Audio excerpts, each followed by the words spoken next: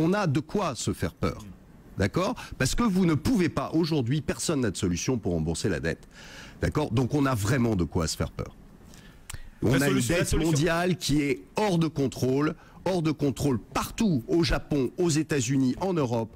On a un véritable problème et on a des gens qui sont là en train de nous sortir des ersatz de solutions qui n'en sont pas et qui ne font que gagner du temps. Mais à chaque fois, vous nous dites il n'y a pas de solution, vous nous dites qu'il va y avoir une récession profonde. Quand on regarde les prévisions, des économistes, ils attendent une petite récession. Les prévisions des économistes, arrêtez de me faire rire.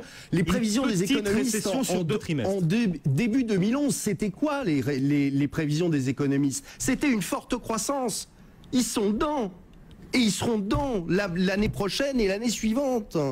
Ça sert à rien, un économiste. Franchement, ça sert à vous dire ce qui s'est passé l'année dernière. Ça ne sert strictement à rien. Ils se sont tous vautrés sur leurs prévisions. Tous, sans exception. Quoi que vous disiez, alors, Olivier... ne venez pas me dire ce qui me sort aujourd'hui. Ils vous annoncent 25% encore probablement de croissance sur les marchés.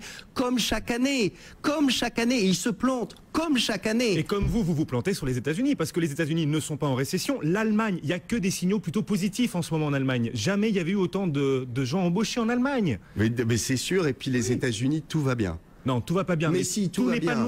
C'est vraiment que du bonheur. Je vous rappelle, Goldman Sachs, début d'année 2011, qui prévoyait 4,5% de croissance, je crois, pour les États-Unis. Vous les avez vus? Ils sont un peu plus de 2. Voilà. Oui, c'est juste la moitié. Mais enfin, vous aviez prévu une récession. C'est pas grand-chose. Ils sont passés en négatif sur certains trimestres. Et vous l'aurez. Mais attendez, excusez-moi, mais vous l'aurez. Vous l'aurez. Vous l'aurez. Et demain, il pleuvra, Olivier. Non, demain il pleuvra aussi, mais peu importe. Pour l'instant, qui est-ce qui a eu raison sur ces prévisions de marché, sur ces prévisions de ce qui se passait? C'est quand même plutôt moi. Je vous dis depuis le départ que la Grèce ne remboursera pas. Tout le monde s'est foutu de ma gueule au départ. Bon, oui, mais ils n'ont pas remboursé.